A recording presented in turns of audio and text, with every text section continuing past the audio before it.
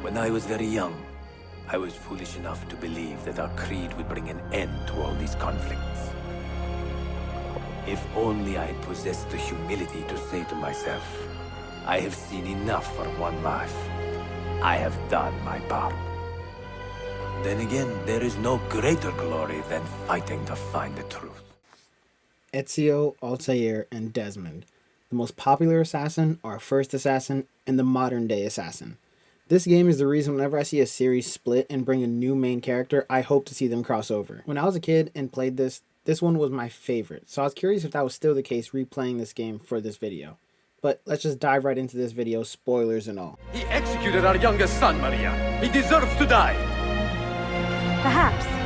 But if you cannot win back the Order by honorable means, its foundation will crumble. This game starts off with the modern day and having Desmond in the Animus in a coma. I love how they bring in Subject 16 and have him as a suspicious helper. They can't help you, Desmond.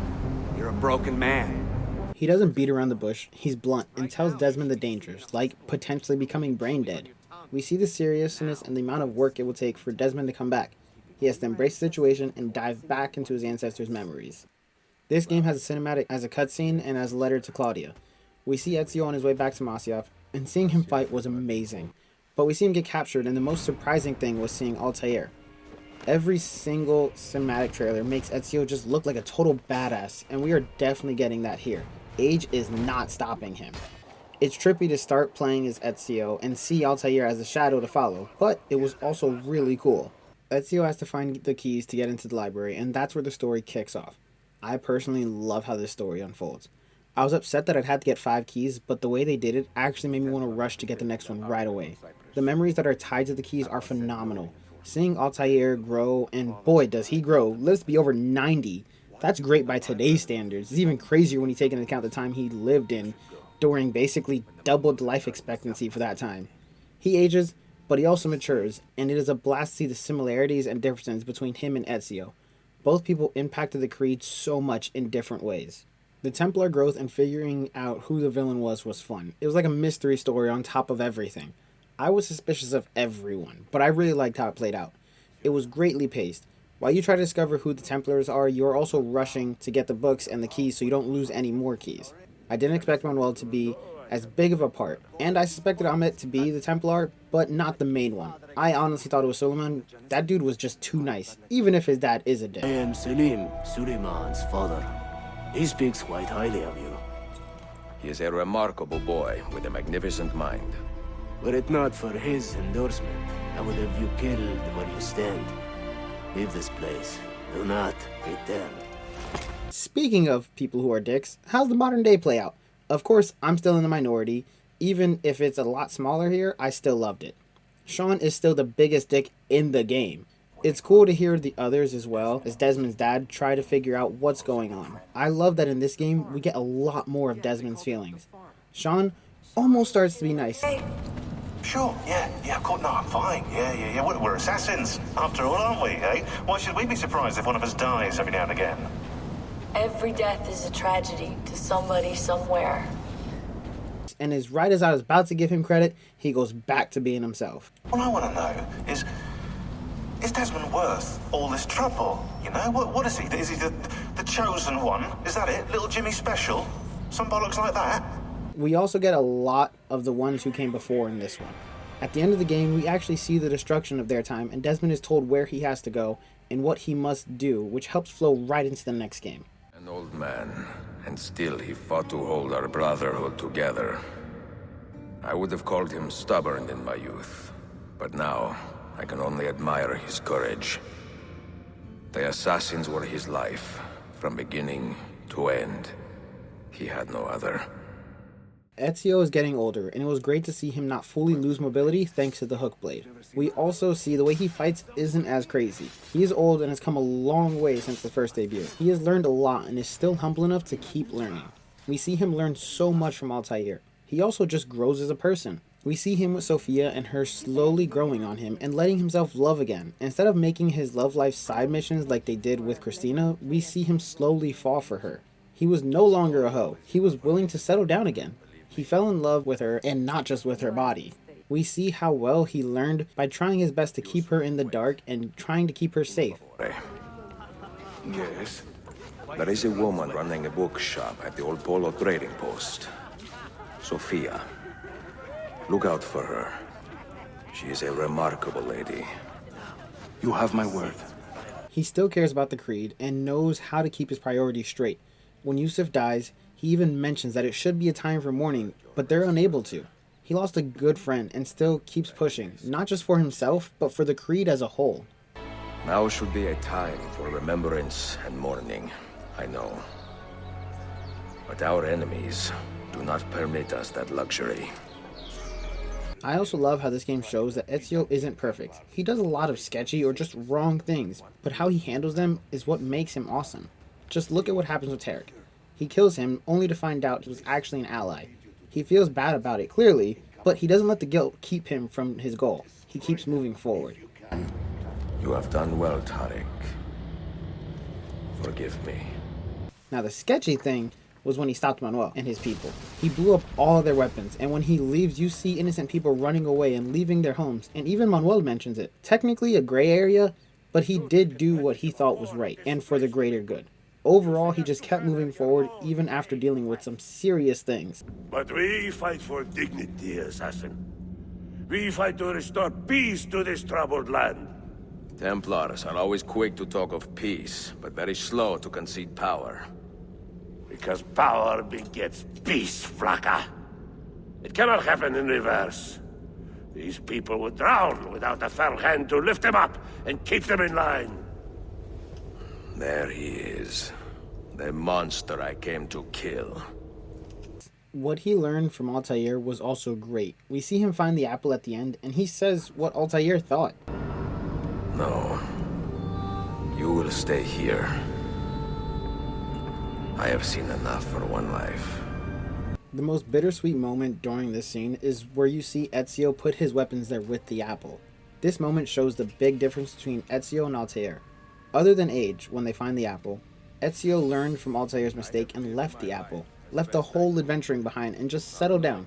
He knew the apple would curse his life like it did with Altair, so instead he chose to settle down and live his own life. Ezio, much like Desmond, didn't really have a choice in becoming an assassin. And after decades, Ezio is finally ready to live his own life. It was definitely well deserved, but also kinda sad that he went this far with obligation alone. This game closed out Ezio's arc, and it feels like it. With every letter he wrote back to Claudia, I thought back to the previous games and felt so proud of Ezio, seeing how far he grew. He even mentions this too. Numerous times he mentions how he acted or was when he was young. In Assassin's Creed 2, he was young and brash, but here he is older and wiser. He is no longer fueled by revenge, but he's also chasing peace. It also is great to look back and see what he did for the Creed. He managed to grow it significantly over decades, and even in his old age, people still came to him for help. All your life, you have made a mockery of our creed.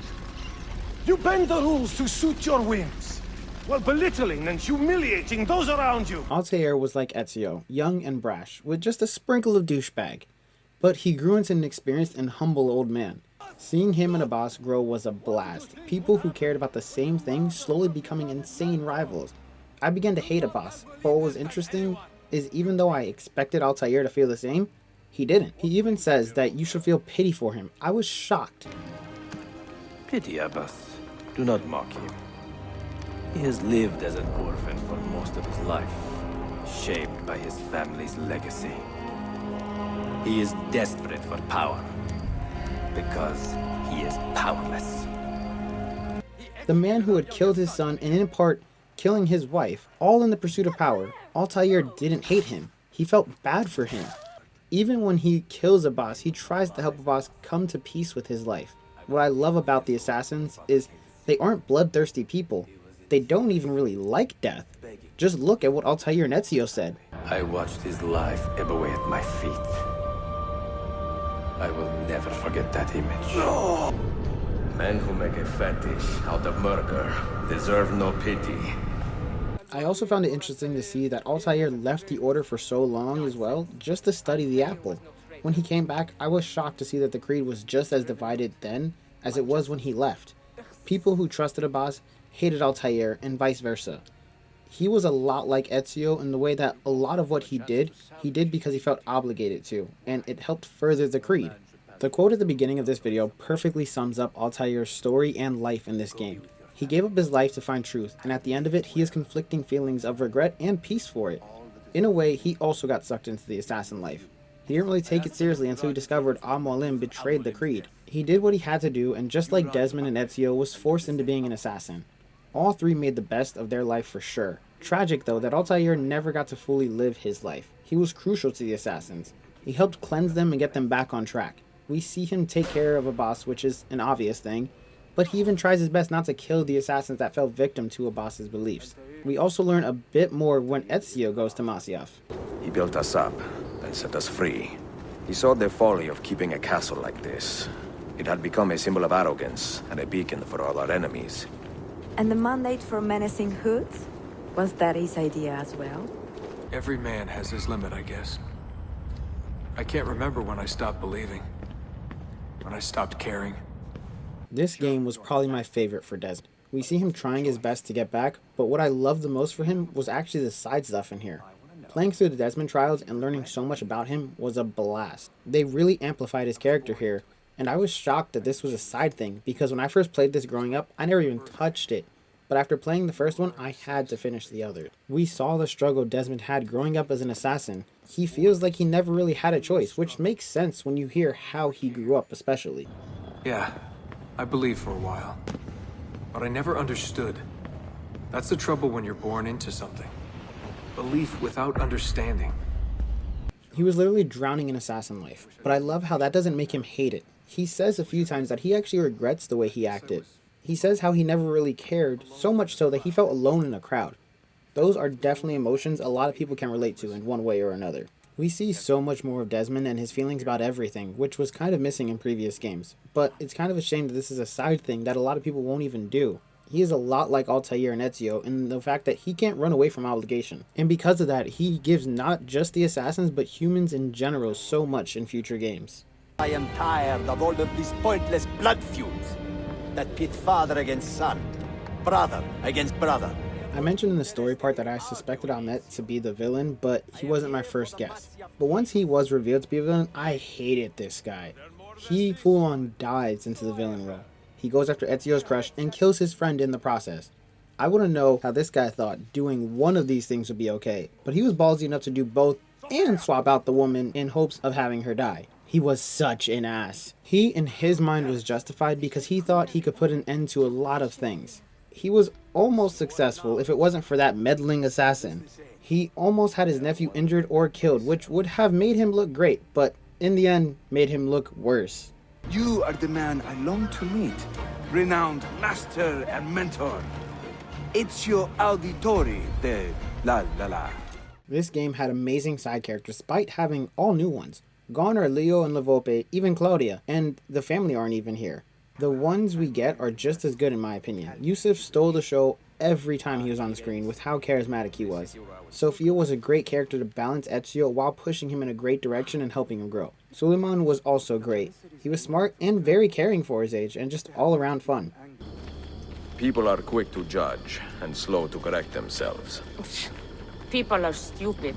Before we get into all the little details of the game, we need to mention something that slipped our minds earlier that also ties into this section.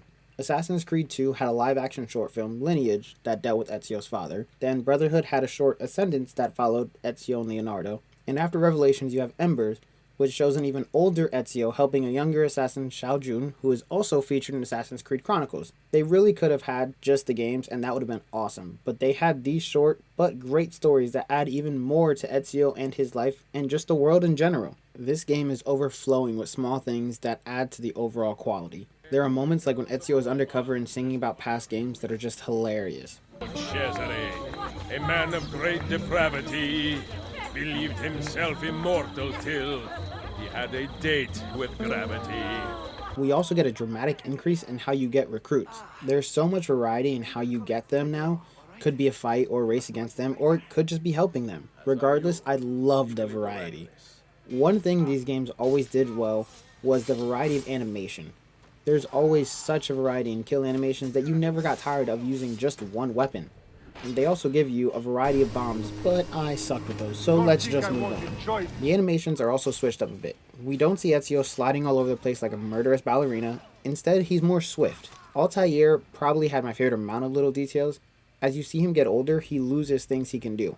Running slower or losing the ability to parkour, or even taking a small fall, he screams out in pain even though he didn't lose any health.